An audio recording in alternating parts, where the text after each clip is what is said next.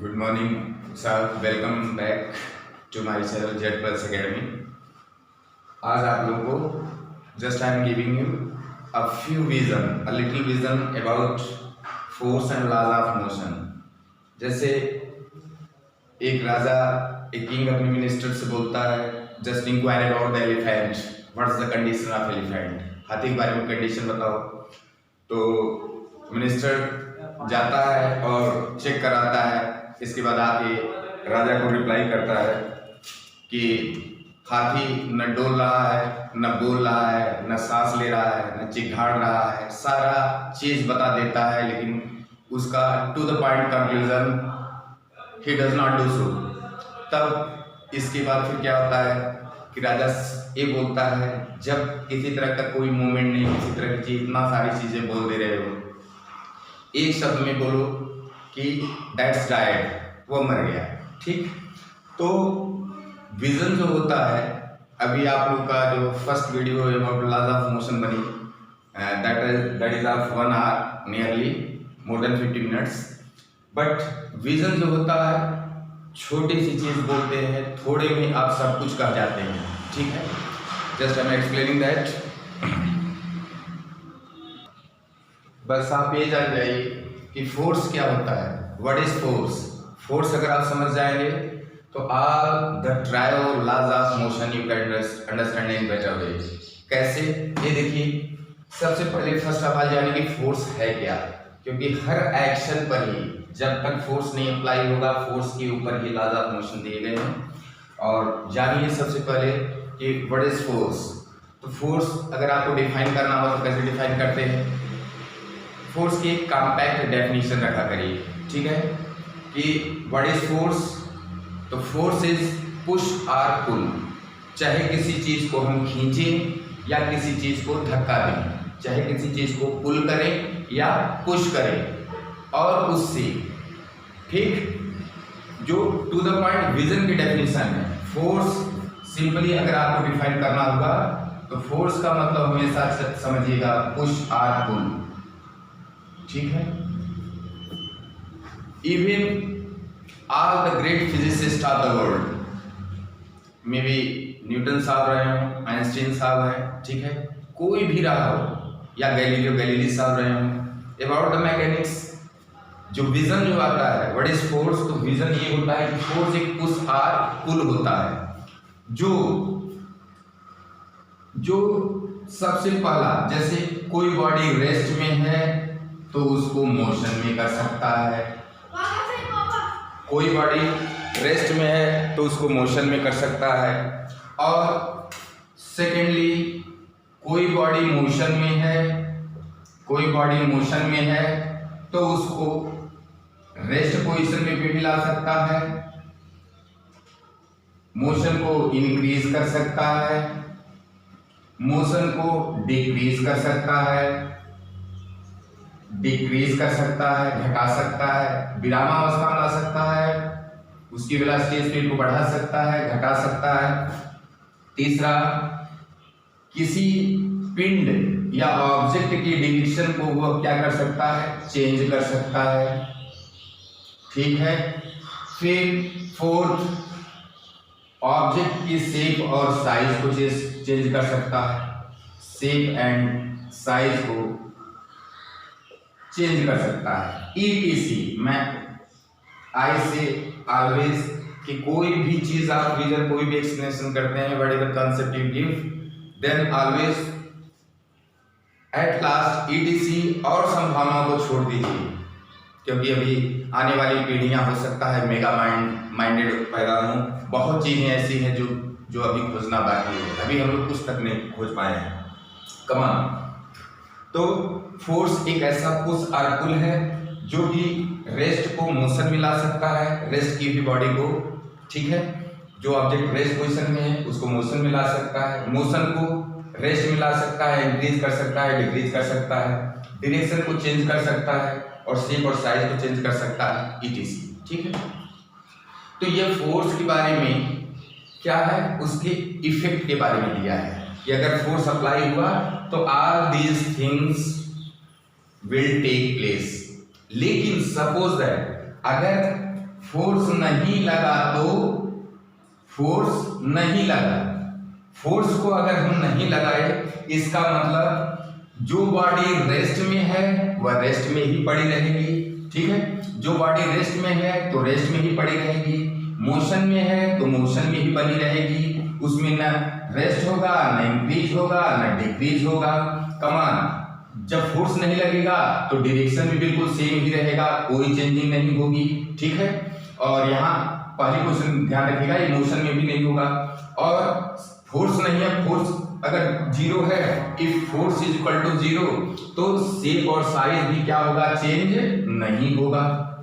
इसका मतलब जो ऑब्जेक्ट की पूर्ववर्ती स्थिति है, जो ऑब्जेक्ट की पूर्ववर्ती स्थिति है यानी इनिशियल स्टेट है, इनिशियल पोजीशन है, that will continue to be existed in that very position और इन दैट वेरी स्टेट जो है, जब क्यों, क्योंकि उसके ऊपर कोई एक्सटर्नल फोर्स अप्लाई नहीं किया गया है। अब सोचिए जब अपनी पूर्ववर्ती स्थिति को बरकरार रखती है, in case of F is equal to zero, force is equal to zero, implies that law of inertia, यही क्या है, जड़त्व का नियम। क्योंकि फोर्स जो है एक पुश और पुल है जो कि रेस्ट को मोशन में कर सकता है, मोशन को रेस्ट में कर सकता है, इंक्रीज कर सकता है, डिक्रीज कर सकता है, डायरेक्शन को चेंज कर सकता है और शेप और साइज को चेंज कर सकता है। अगर force in absence of external this force, अगर फोर्स जीरो है, इट मींस जो रेस्ट में है रेस्ट में ही बना रहेगा, जो मोशन में है मोशन में ही बना रहेगा, जो डायरेक्शन है वो डायरेक्शन सेम बना रहेगा, शेप और साइज भी सेम बनी रहेगी, there will be no change. This is law of inertia. अब सो लीजिए विजन जो है फोर्स की डेफिनेशन से लॉ ऑफ इनर्शिया, आपका first law of motion define हो गया, लॉ ऑफ इनर्शिया, ठीक है। इसी को बोला जाता है लॉ ऑफ इनर्शिया। पहले फोर्स की डेफिनेशन समझिएगा और जब देखिएगा फोर्स अप्लाई नहीं हो रहा है यानी force is equal to zero है, एक्सटर्नल फोर्स जीरो है, तो in case of external force all these initial state or position will continue to exist in the same way, there will be no even the slightest change. It is because for any action there needs an external force, in absence of an external force all these things will remain same, and this is the law of inertia given by Sir Isaac Newton and it was given concept by Galileo Galilei, ठीक है। तो इसको हमेशा ध्यान में रखिए। अब mathematically आपको ये देखिए कि अगर force is equal to zero है, ठीक है, फोर्स आपने डिफाइन किया था, force is equal to mass into acceleration और क्या, rate of change in momentum, यह फोर्स इसके बराबर है। अब मैथमेटिकली देखिए लॉ ऑफ इनर्शिया को कैसे डिफाइन किया जाता है। यहां पर हम इसको इरेज कर दे रहे हैं, come on. Before going mathematical expression मैं आपको बोला फोर्स रेस्ट को मोशन में कर सकता है, मोशन को रेस्ट में कर सकता है, इंक्रीज कर सकता है, डिक्रीज कर सकता है, ठीक है, और डायरेक्शन चेंज कर सकता है, शेप साइज कर सकता है, चेंज कर सकता है, ठीक है। अच्छा अगर फोर्स न लगे, फोर्स जीरो है यानी एक्सटर्नल फोर्स अप्लाई नहीं हो रहा तो रेस्ट वाली रेस्ट इनर्शिया रेस्ट हो गया। मोशन में जो है वो मोशन में बना रहेगा, that is inertia of motion. जो डायरेक्शन है वो डायरेक्शन सेम बना रहेगा, इनर्शिया डायरेक्शन। और जो शेप साइज है, शेप साइज बिल्कुल सेम रहेगी, that is inertia of shape size, ठीक है। तो ये सब क्या हो गया, all these are law of inertia. First law of motion define हो गया फोर्स की डेफिनेशन से। कम ऑन, अब इसको मैथमेटिकली कैसे हम डिफाइन करते हैं। Force is equal to mass into acceleration देता है, ध्यान में रखिएगा। If force is equal to zero, यदि आप फोर्स को जीरो करते हैं, इंप्लाइज दैट मास तो जीरो कभी नहीं हो सकता क्योंकि पिंड गायब तो होगा नहीं, अदृश्य तो हो नहीं जाएगा, ऑब्जेक्ट ही रहेगा। वहां पर एक्सीलरेशन जीरो होगा, एक्सीलरेशन जीरो होगा, ठीक है। अब एक्सीलरेशन जीरो का मतलब क्या है, ध्यान में रखिएगा। या तो बॉडी रेस्ट पोजीशन में है, या तो बॉडी रेस्ट पोजीशन में है तब एक्सीलरेशन जीरो है, नहीं तो यूनिफॉर्म मोशन में है, ध्यान में रखिएगा। एक समान वेग है, न घट रहा है न बढ़ रहा है, जब न घट रहा है न बढ़ रहा है तो एक्सीलरेशन होने का चांसेस नहीं है। Implies that initial velocity is equal to final velocity, यानी प्रारंभिक वेग जो है इसका अंतिम वेग के बराबर है। तब एक्सीलरेशन इक्वल टू 0 होगा, ठीक है। और ये सब जब कंडीशंस आ रही है, एक्सीलरेशन इक्वल टू 0 का मतलब या तो बॉडी रेस्ट पोजीशन में है नहीं तो यूनिफॉर्म मोशन में है, और जब किसी तरह का कोई एक्शन नहीं है तो डायरेक्शन में भी कोई चेंजेस नहीं होंगे और शेप और साइज में भी चेंजेस नहीं होंगे, ठीक है, नो चेंज, शेप और साइज में भी कोई चेंजेस नहीं होंगे। यह कौन बताता है? यह विजन बताता है एक्सीलरेशन का, क्योंकि एक्सीलरेशन मतलब या तो बॉडी रेस्ट पोजीशन पे है, फोर्स इक्वल टू 0 का मतलब क्या है? मास इंटू एक्सीलरेशन 0 होगा, ठीक है।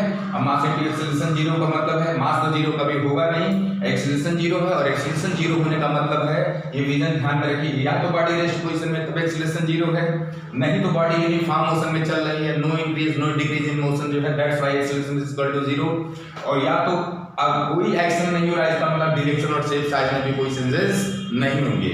और ये है आपका इनर्शिया ऑफ रेस्ट हो जाएगा, inertia of motion, inertia of direction, inertia of shape and size हो जाएगा, ठीक है। अब देखिए मैथमेटिकली भी आपने फोर्स की डेफिनेशन से ही लॉ ऑफ इनर्शिया को डिफाइन कर लिया, ठीक है। अब देखिए फोर्स की डेफिनेशन में है, या तो अगर फोर्स इस पर अप्लाई किया गया है, यानी एक्सटर्नल फोर्स अप्लाई किया गया, तो फोर्स के डेफिनेशन से अगर मान लीजिए यह रेस्ट पोजीशन में है, ऑब्जेक्ट रेस्ट पोजीशन में है, यानी u equal to 0, u equal to 0 है, तब भी फोर्स अप्लाई करने के बाद जो है t टाइम में s डिस्प्लेसमेंट कवर करने के बाद वह v पोजीशन पर पहुंचता है, m मास का ऑब्जेक्ट जो है, और उसकी वेलोसिटी v हो जाती है, यानी फाइनल वेलोसिटी v गिवन जो है, ठीक है। तो यहाँ पर जो आपका मान लीजिए है यह p1 मोमेंटम हो गया, यहाँ पर एक p2 मोमेंटम हो गया, ठीक है। कमान रेस्ट पोजीशन में है तो उसके लिए फोर्स अप्लाई होने, मोशन आएगा, एक्सीलरेशन उसमें राइज करेगा, ठीक है, ध्यान में रखिएगा। अगर ऑलरेडी भाई u नॉट इक्वल टू 0, यानी ऑलरेडी बॉडी मूवमेंट में है, मींस फोर्स अप्लाई करने से पहले ही बॉडी मूवमेंट में है, यानी मोशन मूविंग किसी बॉडी पर भी फोर्स अप्लाई किया जाता है, तब भी वह p1 और p2 करके आप डिफाइन करेंगे। और फोर्स कैलकुलेट करने के लिए मैं बता दिया आपको, दोनों का डिफरेंस ले लेंगे, फाइनल मोमेंटम इनिशियल मोमेंटम का डिफरेंस जो है डेल p आ गया, और डिवाइडेड बाय टाइम, यानी पर यूनिट टाइम कितना चेंज इन मोमेंटम हो रहा है, डेल t, और इसको मैंने एक्सप्रेस किया था मास इनटू एक्सीलरेशन या फोर्स, इसके बराबर है। ये आपका हो गया फोर्स की डेफिनेशन से, ये आपका हो गया second law of motion, this is second law of motion. अब फोर्स की डेफिनेशन से ही हम चलते हैं थर्ड लॉ ऑफ मोशन, ठीक है। थर्ड लॉ ऑफ मोशन देखिए कैसे होता है। अब देखिए फोर्स से ही third law of motion define कर रहे हैं। फोर्स वास्तव में फोर्स है क्या? जैसे मैंने आपको बताया पूरे यूनिवर्स को मास और एनर्जी के फिनोमेना से डिफाइन करते हैं, और जो फोर्स होता है वह इनहेरेंट है, कोहेरेंट है, किससे? एनर्जी से, जो E equal to mc² theory दी जाती है, जिसमें एनर्जी और मास का कंजर्वेशन थ्योरी ऑफ रिलेटिविटी के तहत father of modern physics Albert Einstein साहब डिफाइन करते हैं। तो इस एनर्जी में ही फोर्स अंतर्निहित है, ठीक है, क्योंकि एनर्जी क्या है? वर्क। अब वर्क क्या होता है? वर्क होता है फोर्स और डिस्प्लेसमेंट का डॉट प्रोडक्ट होता है, ठीक है। फोर्स एक मिनट, या सिंपल लैंग्वेज समझिए, फोर्स इनटू डिस्प्लेसमेंट, ठीक है। एनर्जी क्या है? वर्क है। वर्क क्या है? फोर्स इनटू डिस्प्लेसमेंट है, यानी फोर्स यहाँ पर अंतर्निहित है, यानी ब्रह्मांड के अंदर कोई भी एक्शन होगा वह ड्यू टू फोर्स, कोई भी एक्शन होगा वहां पर फोर्स है। और जब कोई एक्शन होगा, याद रखिए, जब फोर्स अप्लाई होगा तो इसका मतलब एक्शन है, और जब भी कोई एक्शन होगा तो इसका रिएक्शन जरूर होगा, ध्यान में रखिए।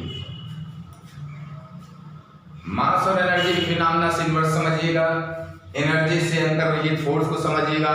अगर फोर्स है तो एक्शन होगा, पूरे ब्रह्मांड में कहीं पर भी फोर्स अप्लाई होगा तो उस पर एक्शन होगा, और जब भी कोई एक्शन होगा तो उसका रिएक्शन होगा। और रिएक्शन कैसा होगा, लॉज ऑफ मोशन में न्यूटन साहब डिफाइन करते हैं कि जितना एक्शन रहेगा, ठीक है, यानी आप इस तरह थोड़ा सा मैथमेटिकली आप वो कर सकते हैं कि magnitude of action is equal to magnitude of reaction, magnitude of reaction, ठीक है, यानी जितना भी फोर्स अप्लाई होगा, जितने भी फोर्स का एक्शन अप्लाई होगा उतना मैग्नीट्यूड का रिएक्शन भी टेक प्लेस करेगा, घटित होगा। तो उसी के लिए बोला जाता है कि every action has got equal but opposite reaction. Opposite reaction में ये है कि ये बताया जाता है कि जब भी एक ऑब्जेक्ट दूसरे ऑब्जेक्ट के ऊपर, अब ए और बी ऑब्जेक्ट है, ए इसके ऊपर एक्शन, बी के ऊपर एक्शन किया तो बी भी रिएक्ट करेगा, रिस्पॉन्ड करेगा, रिप्लाई करेगा, जवाब देगा जो है उतना ही एक्शन का, क्योंकि एक्शन के बदले एक्शन को रिएक्शन बोलते हैं, तो ए के हर एक्शन के बराबर, मैग्नीट्यूड के बराबर बी भी उतना ही मैग्नीट्यूड का रिएक्शन करेगा, but this reaction will be opposite in direction, that's why it is said to be in third law of motion every action has got equal but opposite reaction, ठीक है, directions change होंगे। तो आप कुल मिला कर on the whole summing up all the facts whatever I have told you all this things on board, मैं बता रहा हूँ कि सबसे पहले बस आप फोर्स की डेफिनेशन देखिए। अब फोर्स की डेफिनेशन से फर्स्ट लॉ ऑफ मोशन भी डिफाइन हो गया, सेकेंड लॉ ऑफ मोशन भी डिफाइन हो गया और थर्ड लॉ ऑफ मोशन भी डिफाइन हो गया। यह है बेसिक हल्का सा विजन है अबाउट लॉज ऑफ मोशन, ठीक है, और मैं बस इस विजन को ही बस यहीं पर वो कर रहे हैं। अब इसमें बहुत सी चीज़ें हैं जो कि न्यूमेरिकल के लिए जो है डिफरेंट कंडीशंस हैं, केसेज हैं, ठीक है, जिसको आपको डिफाइन करना पड़ता है, ठीक है, वह अदर वीडियोस में हम आपको निकाल करके दिखाएंगे, ठीक है, और सारी चीज़ों को हम पूरा डिटेल स्टडी, ठीक है, कॉम्प्रिहेंसिव एंड एक्सटेंसिव स्टडी से हम गुजरेंगे ताकि ना तो थ्योरी की प्रॉब्लम रहे और ना ही न्यूमेरिकल की प्रॉब्लम रहे, ठीक है। नेक्स्ट आपकी फिजिक्स मैथ जो भी टॉपिक 9th क्लास की, 9th क्लास का ही टॉपिक नहीं है, ध्यान में रखिएगा आप लोग, यह जो टॉपिक्स दिए जाते हैं यह फॉर ऑल है, क्योंकि ह्यूमन ब्रेन का कोई क्लास नहीं होता, ध्यान में रखिएगा। ये कॉम्पिटिटिव बच्चे हों, 9th क्लास के बच्चे हों, उनसे जूनियर बच्चे हैं वो भी समझें, सीनियर बच्चे हैं वो भी कॉन्सेप्ट को समझें। कॉम्पिटिटिव स्ट्रीम में भी जनरल साइंस से क्वेश्चन उठाए जाते हैं, वहाँ पर विजन आपका स्ट्रांग रहना चाहिए, ठीक है। तो once again thank you all of you जो है, ठीक है, सबको मैं धन्यवाद देना चाहता हूँ कि आपका चैनल एकेडमी चैनल Z+ या 1000 सब्सक्राइबर्स क्रॉस कर चुका है, ठीक है। आप लोग प्लीज़ ज़्यादा से ज़्यादा चैनल को लाइक करें, सब्सक्राइब करें और शेयर करें मैक्सिमम लोगों तक, जो है इसकी जो भी स्टडी अगर आपको लगती है कि या it deserves, then please please please share it to maximum numbers to be benefited, ठीक है ना। It's okay, thank you very much, और मैं फिर मिलता हूँ बहुत जल्दी ही नेक्स्ट वीडियो के साथ।